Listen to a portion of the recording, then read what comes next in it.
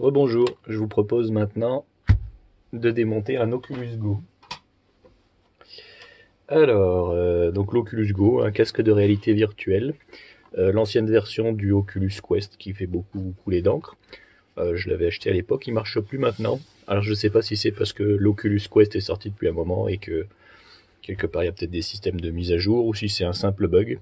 Toujours est-il que ça reste quand même un casque assez confortable.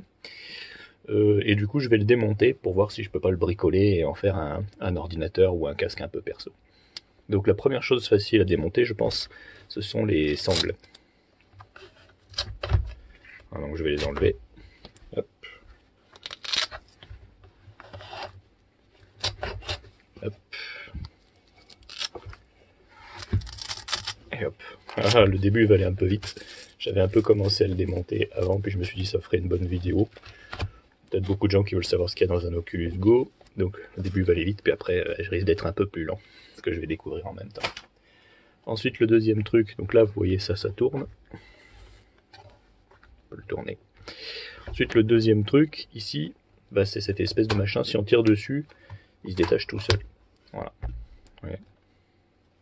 Une espèce de machin mousseux. Ensuite, là, la suite, c'est que en fait, ces petits machins-là qui sont autour des lentilles, ils s'enlèvent.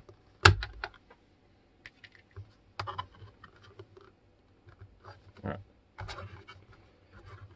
Faut forcer un peu. Voilà. Voilà. Là, on voit bien les lentilles Fresnel, qui est maintenant une technologie obsolète. Après, là, tout autour, vous voyez, vous avez des trous. Et en fait, dans ces trous, vous avez des vis. Moi, je les ai déjà enlevés. C'est des toutes petites vis comme ça. Il faudra un tournevis, des tournevis un peu comme ça. Donc en fait, ça s'enlève. Donc, je vais essayer de l'enlever.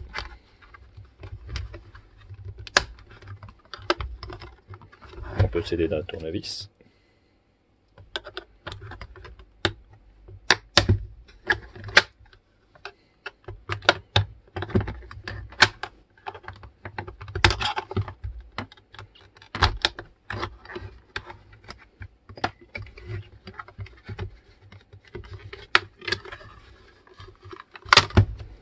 Voilà. Là, on commence à arriver un peu dedans. Alors, qu'est-ce qu'on a là? Peut-être à me rajouter l'éclairage du téléphone, ça peut aider.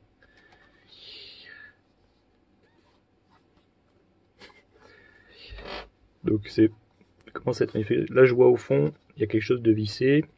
L'idéal pour moi, ce serait de pouvoir enlever la partie avant. Je vais enlever les vis qui sont entre la partie noire ici et la partie grise là. C'est ce qui me semble le plus intéressant à faire.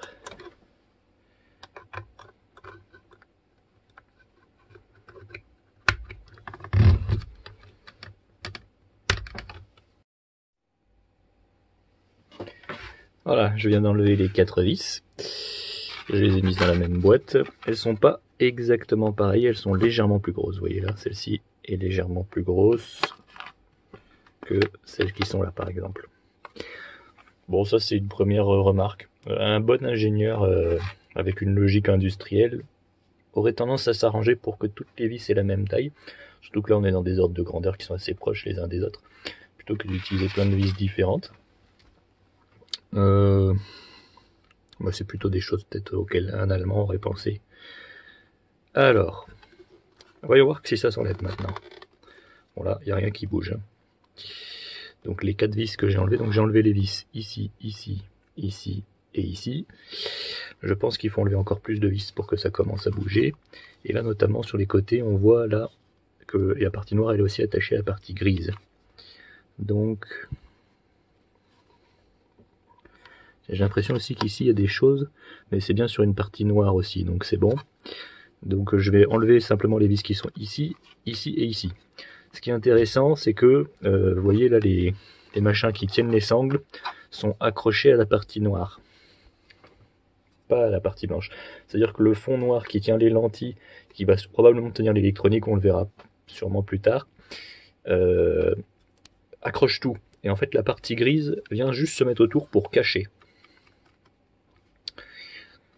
Donc on a vraiment une logique. D'abord, tout ce qui est mécanique est relié à l'écran, etc.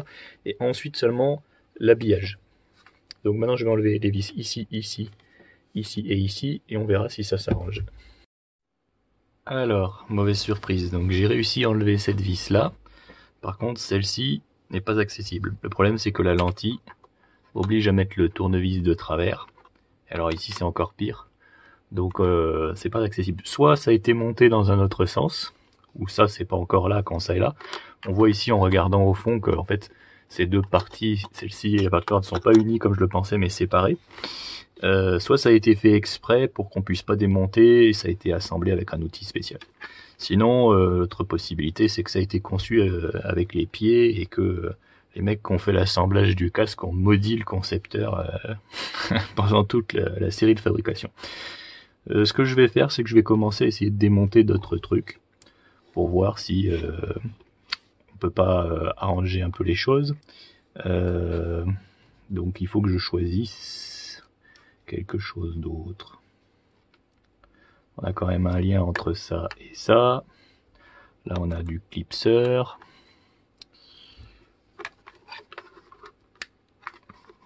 On sent bien que c'est accroché. Je suis quand même un peu embêté moi. Ah, j'entends un bruit de colle quand j'appuie. Et si j'appuie de l'autre côté, pour moi c'est pas possible qu'on puisse juste pousser et le sortir. Ce qui est bizarre c'est que quand j'appuie dans ce sens là, ça fasse un bruit de colle.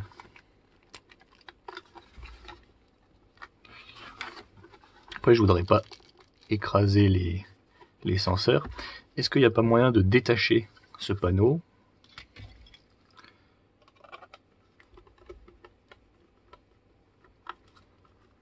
Qui serait pas juste collé par exemple. Il y a bien quelque chose, il doit être clipsé. Là, il y a bien de la colle. Donc ça, c'est possible que ce soit un habillage esthétique collé sur un autre truc qui lui est solide.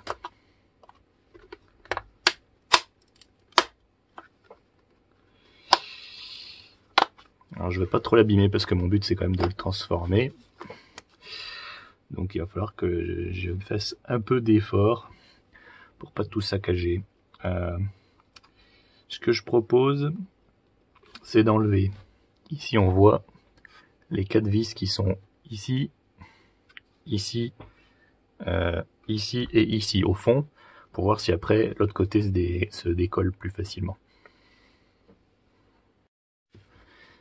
Voilà, j'ai enlevé les 4 vis. Alors on remarque ici, là et ici, là, la présence de creux spéciaux qui ont été prévus pour passer les tournevis pour atteindre les vis. Ce qui laisse présager quand même d'une certaine intelligence au niveau de la conception, contrairement à ce que j'avais pensé de prime abord.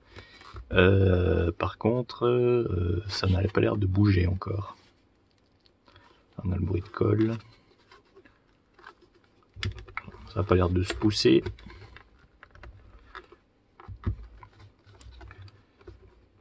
Ça n'a pas l'air de se tirer non plus. Eh bien, il faut que je continue à démonter un peu au petit bonheur la chance. Ici, ça avait quand même l'air de se déclipser. On va réessayer.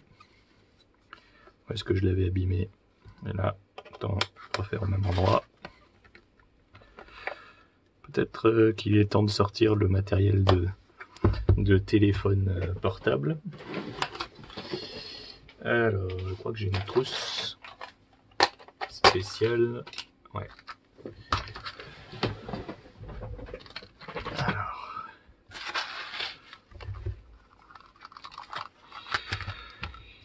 Donc, je vais utiliser ça.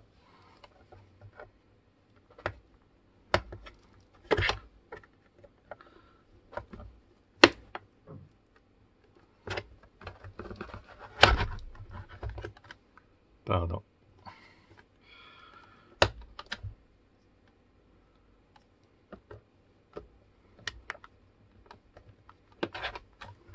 Ok, en d'autres endroits.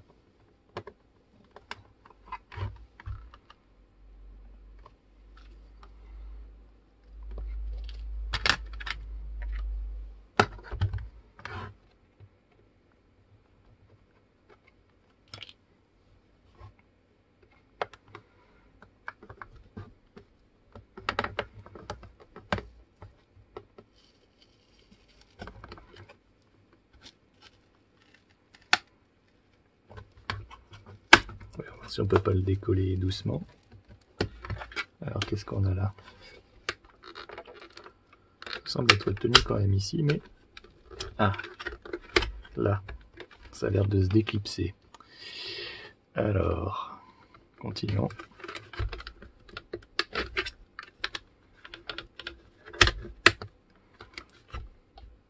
Alors là, je suis directement sur les composants électroniques. Il ne faudrait pas que je casse tout.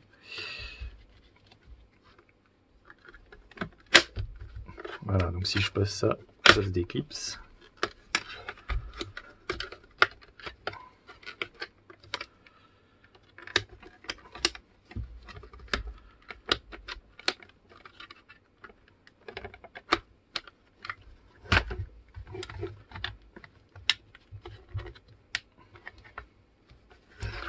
Alors, je vais inverser la position de celui-ci doucement, sortir celui-là. Et maintenant, je vais essayer de libérer. On va commencer par en dessous, ça a l'air d'être plus simple.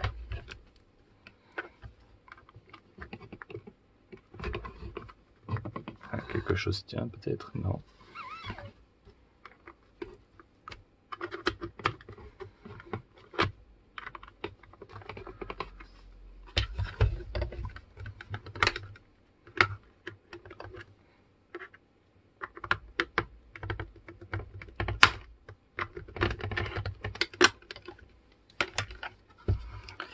Pas facile.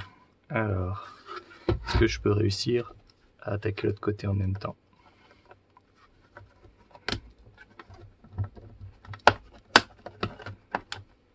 Oui.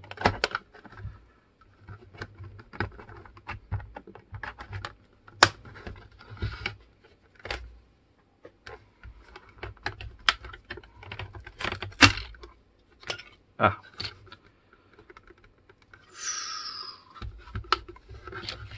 C'est assez audacieux. On commence à entrevoir l'intérieur. Excusez-moi, je vais vous allumer la lumière. On dirait un système de refroidissement, mais semblait ailleurs. Je regarde dedans s'il y a des trucs qui tiennent. Ça a l'air de du clipser pareil.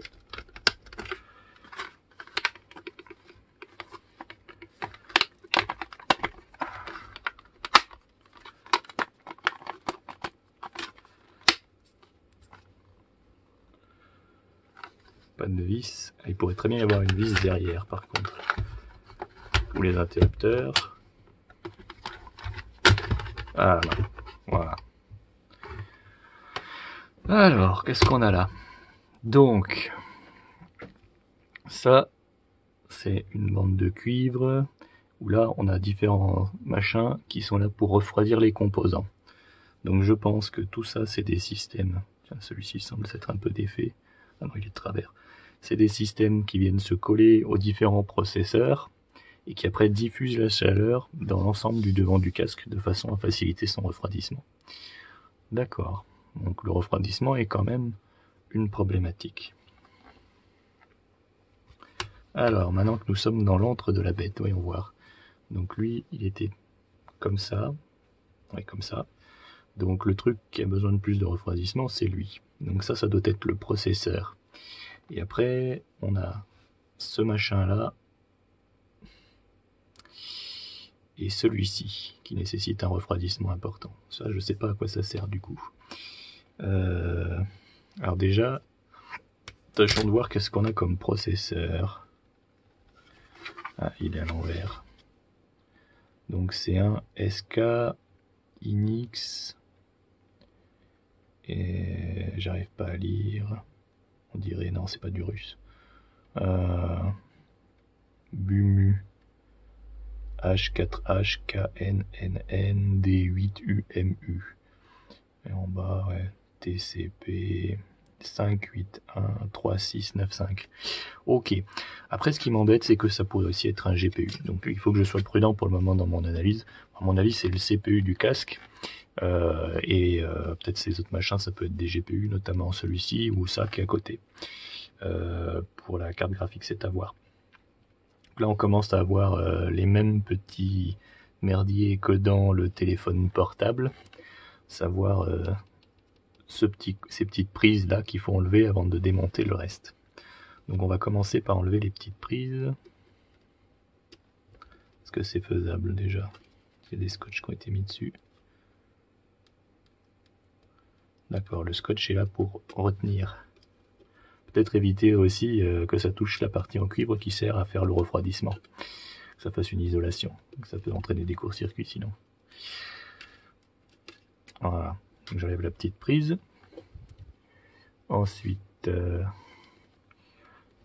vais enlever celle-ci. Peut-être que je devrais utiliser les accessoires. Ouais, ça marche bien avec les accessoires. Ça aussi, ça m'a l'air d'être une petite prise. Non, elle s'enlève comme ça.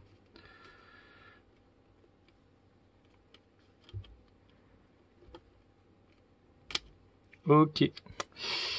Qu'est-ce qu'on a d'autre comme petite prise? Là, on semble en avoir une, mais qui a été vissée carrément. Pour être maintenue en place. Ça, qu'est-ce que c'est? Ça m'a l'air d'être aussi un machin qui se démonte. Voilà. Là aussi, il y en a une petite. Pareil, celle-ci, elle est poussée à l'intérieur. Je vais utiliser le bidule.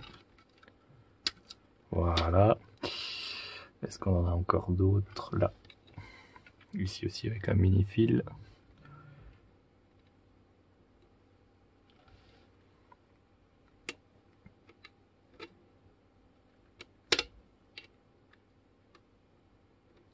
Voilà. Ok. La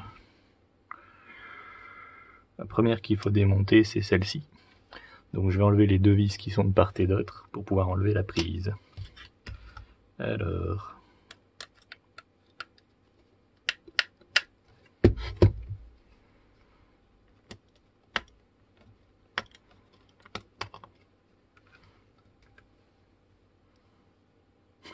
ça va être un bordel après pour retrouver les bonnes vis. Je crois que je vais faire un peu au pifomètre. Voilà. Sinon j'en remets aucune. Tout se clipse de toute façon. Voilà. Donc je peux maintenant enlever ce petit machin.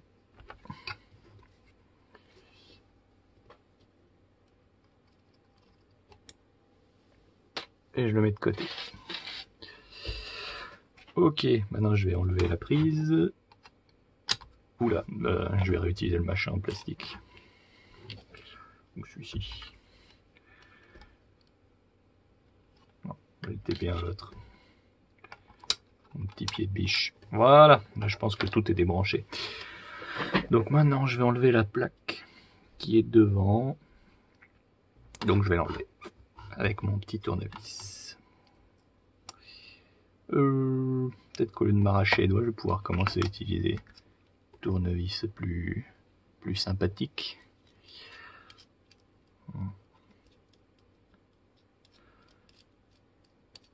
Voilà. Et je vais prendre, je pense que c'est cette taille là.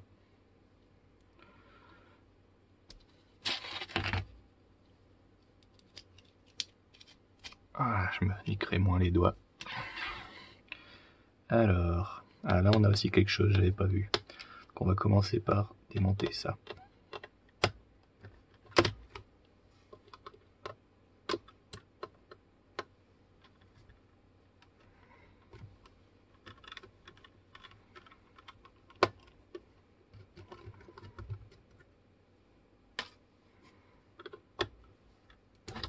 Oula.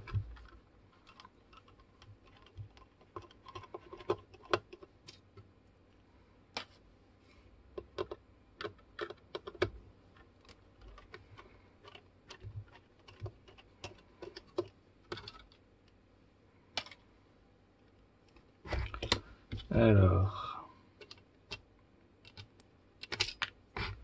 voilà. Du coup ici, qu'est-ce que c'est que ça? Ça va être le système de prise. C'est pour mettre un câble jack, d'accord. C'était une consolidation supplémentaire pour pas que le câble jack risque de tout arracher. Je continue mon démontage donc.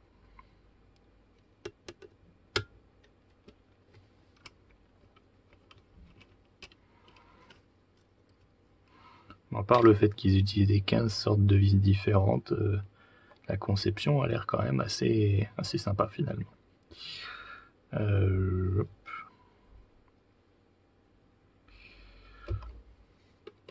Après, ils aiment bien les trucs qui se clipsent parce que ça rend le système moins démontable. Pour empêcher les gens comme moi de démonter et de regarder à l'intérieur, j'imagine. Ou de bricoler. C'est que la logique a vraiment changé. Maintenant, quand on achète une machine, on n'achète pas la machine. On n'est pas propriétaire de ce qu'on achète. On est vraiment juste utilisateur et c'est les fabricants maintenant qui restent propriétaires de ce qu'ils vendent. Alors, pas les fabricants, le terme est mal choisi, les vendeurs on va dire. Et du coup, ça c'est quelque chose que moi personnellement je n'aime pas du tout. Que la technologie puisse être utilisée contre les gens en fait, contre les clients. C'est-à-dire si moi je sais faire de l'informatique, je peux vous exploiter. Et si vous ne savez pas faire de l'informatique, vous devez accepter mes règles. C'est un petit peu bof. Alors que... Ah, excusez-moi. Oui, donc j'étais en train de dire, il y a un clivage qui apparaît entre ceux qui ont la technologie et ceux qui l'utilisent, qui fait qu'un peu ceux qui ont la technologie deviennent les maîtres, et que ceux qui l'utilisent sont obligés d'accepter leurs règles. Ils ne peuvent rien d'autre en faire. Ce clivage est très mauvais pour la recherche et le développement. Parce que... Ça y est, ça s'enlève. Ah, est-ce que j'aurais oublié une prise? Je sens une résistance ici. Très mauvais pour la recherche et le développement. Mais parce que ce qui permet vraiment de lancer plein de projets, de progresser, c'est de pouvoir réutiliser les technologies des autres. Là, par exemple, pour faire ce casque, ils ont utilisé un processeur, ils ont utilisé des vis, ils ont utilisé tout un tas de trucs qui ont été inventés par d'autres gens qui, eux, ont choisi de ne pas les baiser. Et eux-mêmes, qu'est-ce qu'ils font? Ils prennent toutes ces technologies qui sont ouvertes, qui sont modulées, qui ont été modularisées de façon à pouvoir être utilisées par le plus grand nombre, et ils font quelque chose d'ultra spécifique qui les concerne qu'eux, qui peut pas être remodularisé et réutilisé par d'autres gens. Ce qui, pour moi, idéologiquement, constitue une trahison. Alors, donc on est en dessous, là on a une espèce de miroir, je sais pas ce que c'est, soit c'est pour diffuser de la chaleur, enfin ça m'étonnerait qu'il diffuse de la chaleur juste là-dessous, là il y a l'air d'avoir quand même des trucs. Alors on va démonter la couche suivante, on va sûrement arriver à l'écran, donc là on va enlever, ici on a des vis, je vous rallume l'éclairage, excusez-moi, ici on a des vis, donc je vais simplement les démonter. Il est trop petit maintenant lui. Donc je vais reprendre mes gros tournevis de bois. Voilà.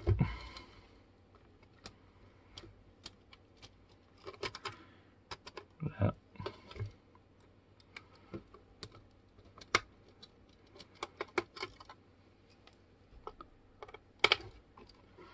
Les gens semblent pas avoir conscience. Vous allez voir comment on démonte l'Oculus et en même temps je vais vous saouler avec mes boniments. On n'a rien sans rien. Si vraiment ça vous fait chier, vous pouvez couper le son. Que je disais, ouais, les gens n'ont pas assez conscience, à mon sens, à quel point ils sont endettés quelque part. Ils ont une dette envers la science.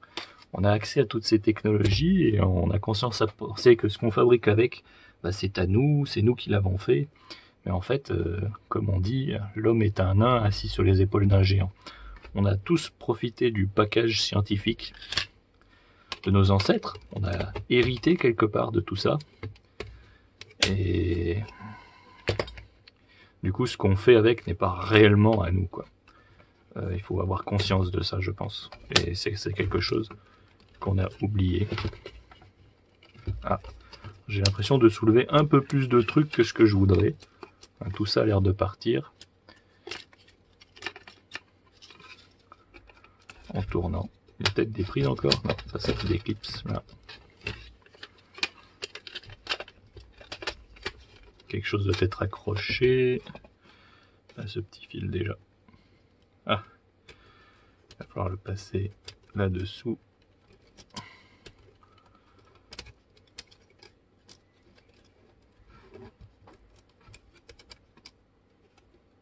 C'est quoi ça? Ah. Impeccable. Ça fait déjà un de moins. Qu'est-ce qui accroche encore? Ah non. Ce fil est débranché là. Je vois un fil ici qui passe là. Ah, j'en avais oublié un là. Ah non, il est juste accroché. D'accord. Il faudrait le passer par son trou. Voilà. Ah, encore un ventilateur. C'est bien la prise qui est coincée. Voilà. Ok, donc là on a bien séparé le cœur et machin. Et là on n'est pas du tout dans l'idéologie que j'avais, puisqu'on voit qu'en fait la partie noire, elle est reliée à la grise, et donc ça n'a pas du tout été conçu comme un bloc et après un habillage. Mais c'est bien l'habillage qui tient le bloc. Alors. Donc là c'est l'articulation. Là c'est l'articulation aussi. Là on a les différents câbles. Celui-ci, qui est probablement un capteur de contact. Celui-ci aussi. Capteur de contact. Ça. Et ça.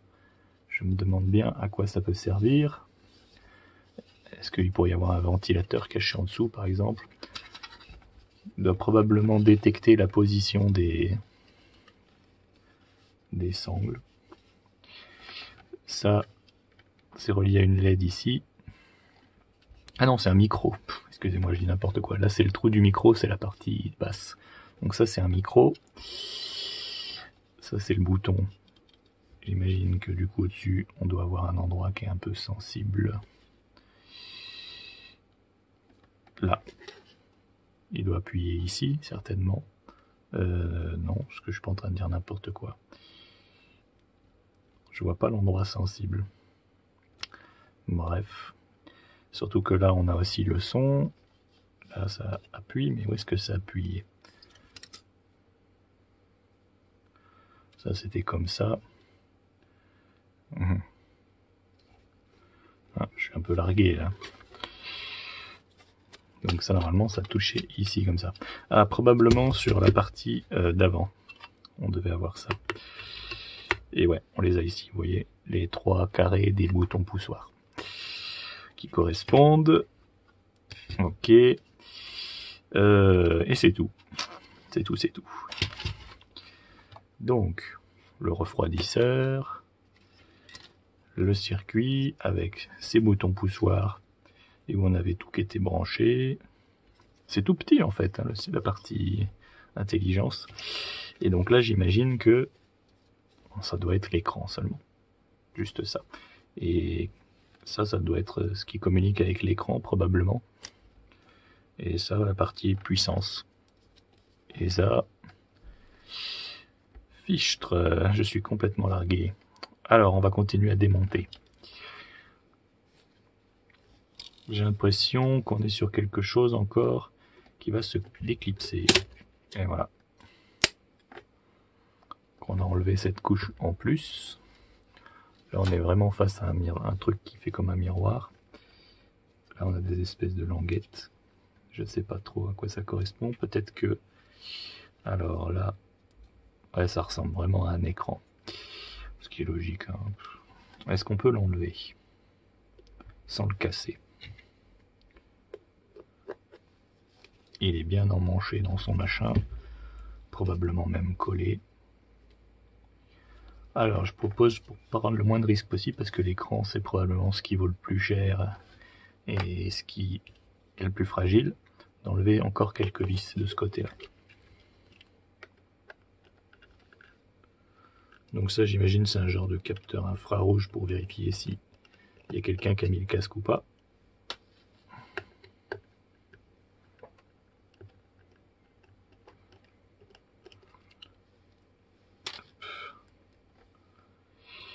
Donc ça, c'est le boîtier. Tiens, c'est marrant de voir qu'il y a 2 trous à l'intérieur. Et là, il y a 2 trous aussi. Donc c'est pas un capteur infrarouge, c'est un système de mesure de position. Il doit y avoir un laser qui tire et un truc qui regarde. Et qui voit s'il voit la lumière ou pas. On est de nouveau sur un plus gros truc.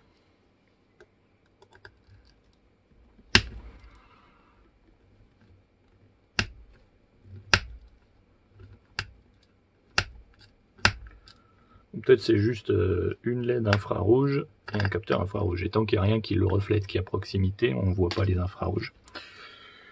Ouais, ça doit être ça. Parce que je vois pas pourquoi ils iraient s'emmerder à mesurer la position d'un laser en stéréoscopie et tout.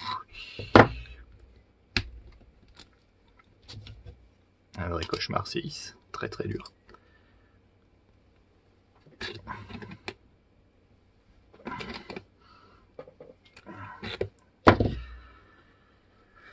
Ça nique les doigts, et pas qu'un peu.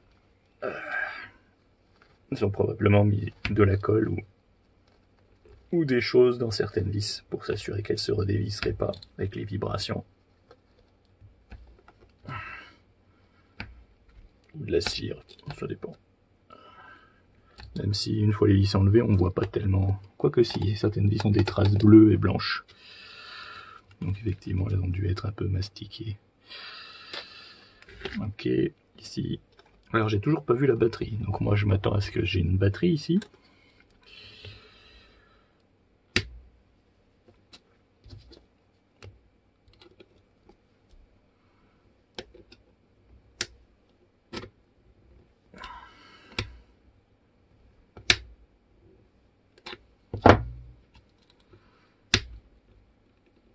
Ah putain.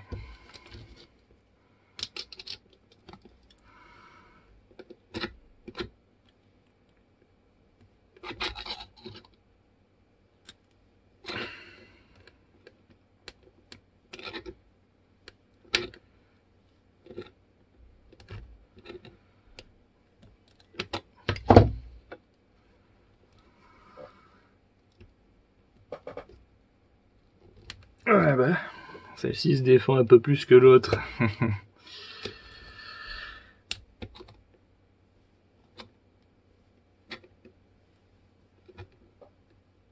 Ah d'accord, c'est le tournevis qui bouge dedans, mais sans faire tourner la vis. J'ai dû bien le niquer, je vais essayer d'en prendre un plus gros.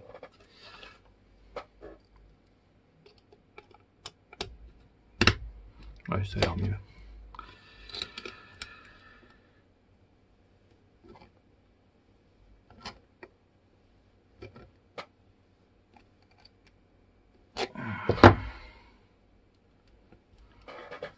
Ah, ça y est.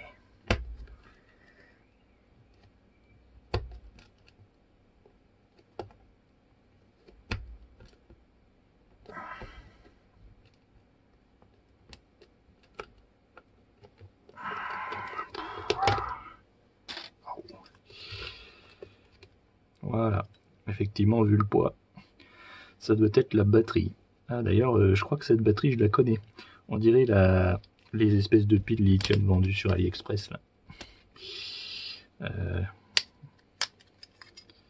Ah non, c'est pas ça.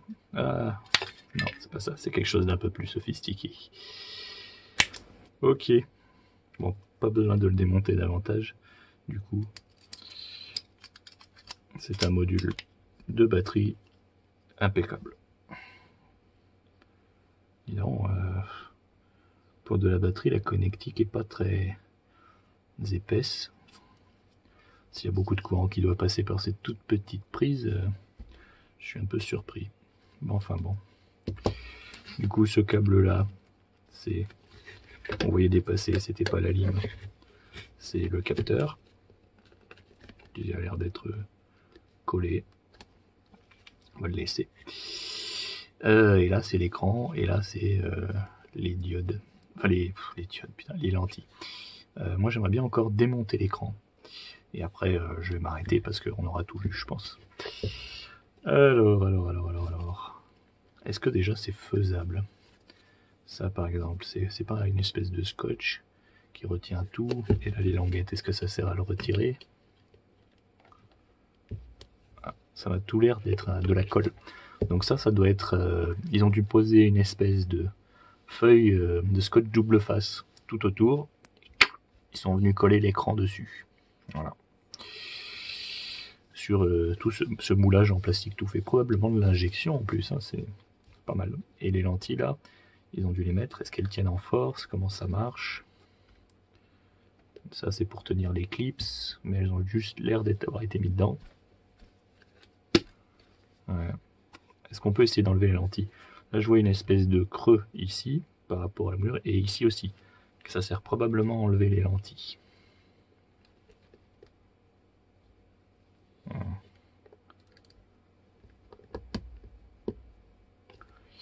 Ouais. Ouais. Bon, ça n'a pas l'air d'être si simple. Peut-être que même qu'il y a quelque chose dedans, qu'il y a une fente qui les retient. Encore heureux. Voilà, donc c'est tout pour le démontage de cet Oculus. Donc pour rappel, là on a le module écran collé sur machin avec les lentilles Fresnel. Ça c'est le capteur pour savoir s'il y a quelqu'un ou pas. On a par-dessus ça, que je ne me trompe pas, de ce côté-là, côté écran. Donc un module de protection, un module de batterie. En dessous, on va avoir tous les composants, donc processeurs, etc., qui sont reliés à tous les systèmes qui sont sur le boîtier, donc micro, position des sangles, capteur de contact, interrupteurs qui correspondent à ces interrupteurs-là. Et enfin, la couche finale par-dessus, c'est la couche de refroidissement avec le circuit en cuivre et tous les machins qui viennent se poser sur les composants au bon endroit. Au niveau des montages et possibilités, je pense que l'écran doit encore marcher. Donc tout ce système-là, eh ben, il peut très certainement être réutilisé pour faire un autre casque. Donc on pourrait relier cette partie écran et autres à un autre PC, un autre processeur. Il faudrait voir sur ce type de connectique à quoi on peut le relier. Et par contre, pour ce qui est de la partie processeur et autres, là, il faudrait étudier un peu plus la question. Le processeur ne doit pas être d'une puissance exceptionnelle, le GPU non plus. Ça m'a surtout l'air d'avoir été travaillé pour être miniaturisé. Je pense pas qu'il y ait un grand intérêt à essayer de bricoler ça et de récupérer le système si on veut vraiment faire un PC. Donc pour moi, la seule partie vraiment intéressante à récupérer dans tout ça, c'est ce complexe-là, écran plus lunettes. Parce que là, du coup, c'est qu'un écran en fait. Donc il suffit de le brancher à une bonne carte graphique et on peut regarder directement dedans et faire de la VR avec. Ce qui va nous manquer peut-être, c'est l'accéléromètre. L'accéléromètre qui permet de savoir l'angle dans lequel on regarde. Donc l'un des composants là-dedans est très probablement un accéléromètre. Un MEMS, probablement. Et je sais pas lequel c'est. Ça pourrait être un GPU, ça pourrait être ça, je sais pas ce que c'est. Ouais, il faudrait soulever la question. Après, il est toujours possible de prendre à l'accéléromètre. L'autre question que je me pose, c'est est-ce que là-dedans, il y a du hardware, quelque chose d'un peu exotique qui permette de faire correspondre une image directement à l'accéléromètre pour avoir un taux de rafraîchissement très élevé qui calcule tout ça en version hard et pas en version soft par rapport à l'inclinaison de la tête. Et je pense que c'est très probable. Et là, je sais pas lequel de ces composants c'est. Ça pourrait être un de ceux-là, qui chauffe un peu mais pas trop. Difficile à dire. D'autant que là, on voit les habillages, mais on voit pas les noms des composants. Là, autant on peut voir le processeur, on peut voir ce petit machin. Mais pour les autres, on sait pas. On peut essayer d'en ouvrir un. Non, c'est pas si simple que ça. Non, ils sont vraiment blindés en dessous et au-dessus. Donc, c'est les fameux composants mystères de chez Facebook. Donc, pour un bricoleur, c'est ça qu'il faut récupérer. Voilà. C'est tout pour cette vidéo. Bonne chance à vous dans vos projets. Au revoir.